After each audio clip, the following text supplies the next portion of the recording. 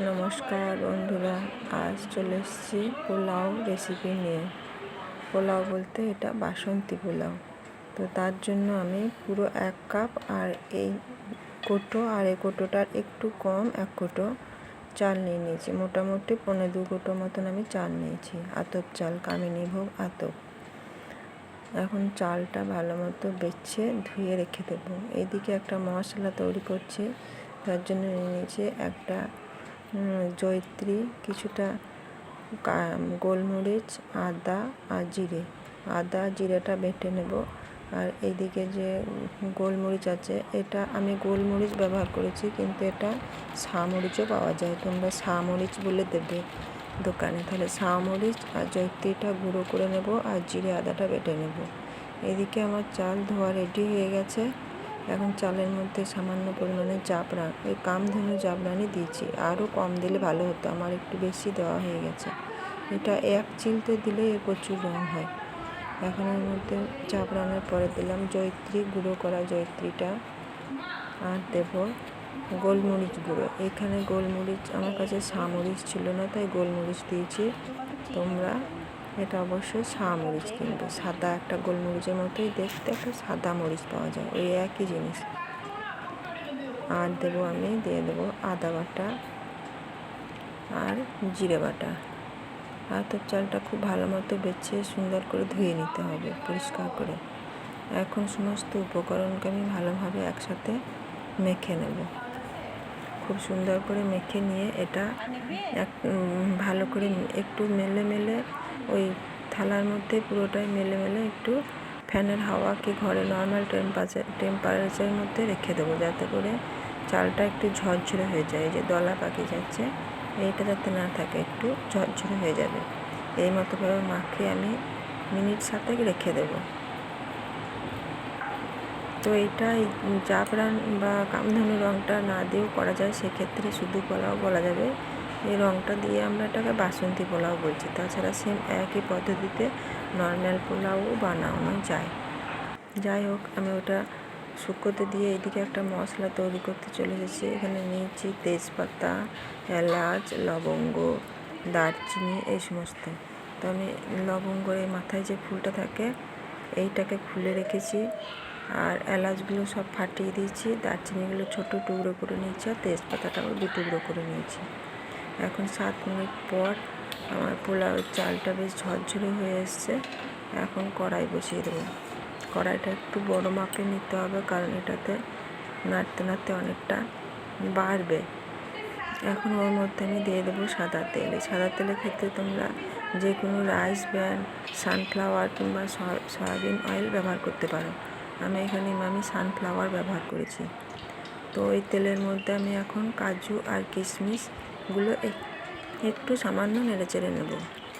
বেশি ভাজার প্রয়োজন নেই, সামান্য একটু নেড়ে নিলেই 40 থেকে 50 সেকেন্ড মতো নেড়ে নিলেই এটা হয়ে যাবে। এই পোলাও রেসিপিটা তোমরা অবশ্যই একদিন বানিয়ে দেখো। অবশ্য এক একজনের পদ্ধতি এক এক রকমের। আমি এই পোলাও রেসিপিটা খুব সহজভাবেই রান্না করার চেষ্টা করি, এবং এতে খেতেও মোটামুটি খারাপ হয় না। এখন আমার কাজু ও কিশমিশগুলো ভাজা রেডি হয়ে গেছে। এবার এগুলো আমি তুলে নেব। এখন ওই কড়াইয়ের মধ্যে আমি আর একটু সামান্য পরিমাণের ওই সাদা তেল, সানফ্লাওয়ার অয়েল দিয়ে দিলাম। আর ওর সাথে আমি দিয়ে দেবো 2 চামচ পরিমাণের ঘি।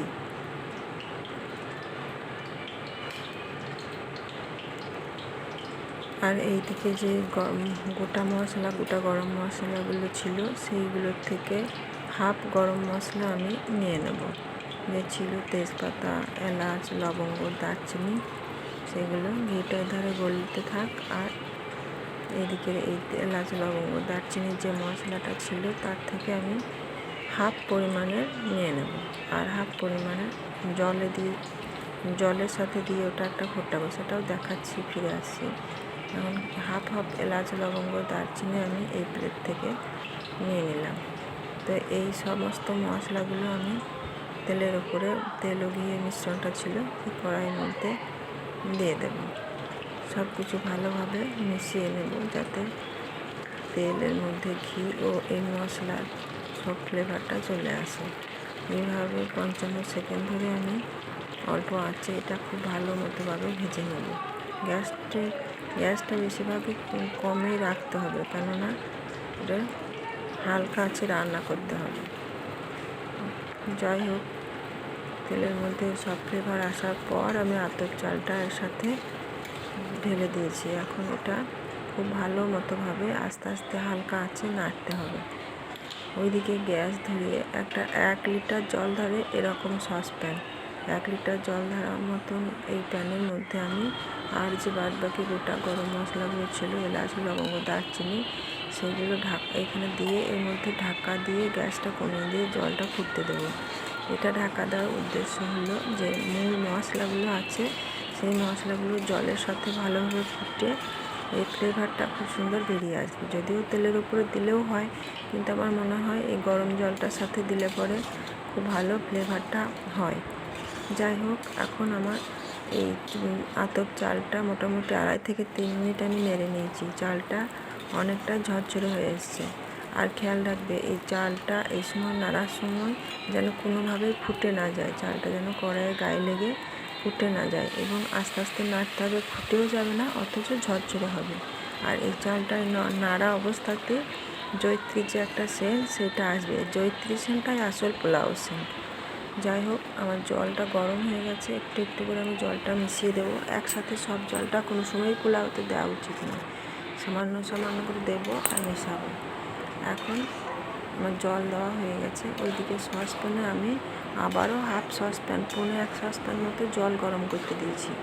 তাহলে আমার মোটামুটি মাপ থাকলো 1 কোটো চালের জন্য 1 সসপ্যান, আর হাফ কোটো মানে 1.5 কোটো চালের জন্য 1.5 সসপ্যান জল দিতে হবে। মাপটা তাহলে ওই রকমই টাইপের হবে। এখন আমার এখানে যে আর হাফ সসপ্যান, পুনে 1 সসপ্যান জল গরম করেছিলাম, সেটাই আমি আস্তে আস্তে একটু দেবো, মিশিয়ে নিয়ে আবারও দেবো। তোমরা কোনো সময় পোলাওতে অনেকটা পরিমাণে জল একসাথে দিয়ে দেবে না, অল্প অল্প করে দেবে আর গরম জল দেবে। কেননা আতপ চালটা যদি নতুন আতপ হয়, অবশ্য নতুন আতপে পোলাওটা ভালো হয় না, সেক্ষেত্রে আতপ ঝরঝরে হবে না, প্যাচপ্যাচে হয়ে থাকে। আতপ চাল সবসময় পুরনো হলেই পোলাওটা বেশি ভালো হয়, সেক্ষেত্রে পোলাও ঝরঝরে হবে। তো যাই হোক, চালটা কেমন পরিমাণে ভাত হবে তোমরা সেই বুঝে দেবে। এখন জলটা অনেকটা মরে এসছে, এখনও 1 মিনিট টাইম রান্না হয়ে গেছে। মোটামুটি এখনও অবধি 5 মিনিট রান্না করা আমার হয়ে গেছে। এই অবস্থায় ভাজা কাজু কিশমিশ দিয়ে দেবো। আবারও একবার নেড়ে চেড়ে নিয়ে 50 সেকেন্ড মতন পর যখন জলটা অনেক মরে এসছে, তখন আমি দিয়ে দেবো লবণ পরিমাণ মতো, আর চিনি দিয়েছি এখানে 125 গ্রাম মতো হবে, মানে 1 কৌটো চালে এই 90 থেকে 95 গ্রাম, আর হাফ কৌটো মতো ওই চালটাতে 30 গ্রাম মতো দিলেই হবে। তাহলে আমার মাপ হলো 1 কৌটো চালের জন্য 90 থেকে 100 গ্রাম মতো চাল। যদি একটু কেউ বেশি মিষ্টি পছন্দ করো, সেক্ষেত্রে 100 গ্রাম মতো চিনি দিলেই চলবে। এখন সব লবণ চিনি ভালো মতোভাবে মিশিয়ে নেব। গ্যাসটা কমিয়ে দিয়ে আমি কিন্তু এই চালটা সবসময়, পোলাওটা সবসময় আমি কড়াইয়ের মধ্যে নাড়তে থাকবো, কেননা এই অবস্থাতে জলটা শুকিয়ে এসে আমার আর জল দেওয়াও যাবে না, আর ভিতরে লেগে যাওয়ার চান্স থাকতে পারে।